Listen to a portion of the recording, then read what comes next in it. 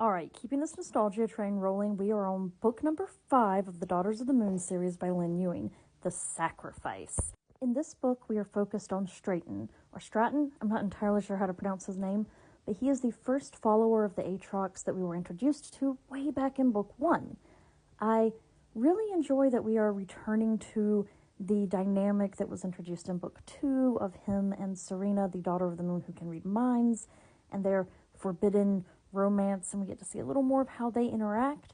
But I also really enjoy that we have the conflict here of he has started to distance himself, that he is trying to protect her from what he knows he is being utilized as, a tool of the darkness.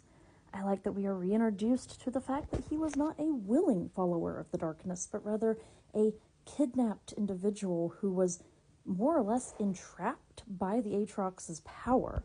I think it's kind of interesting that we get our, and I guess major spoiler territory here if you haven't read the series and are planning to, but we do get our first presumed character death in this book. Now, I don't remember too much of the later books in the series, so I don't know if said character is actually dead or not. I do not remember a character death of that magnitude within the series, but also I read these in middle school, and I'm in my 30s now, so give my memory some grace. On that note, I really think it's interesting that the author has here kind of focused in on someone who is within kind of the ranks of the Aatrox, the ranks of the enemy, if you will, because I didn't appreciate the author doing that when I was younger. When I was in middle school, I was so frustrated because I just wanted to focus on my girly pups who were our leading goddesses of the story. I was so enthralled with how much I wanted to be like them, and I thought their powers were so cool.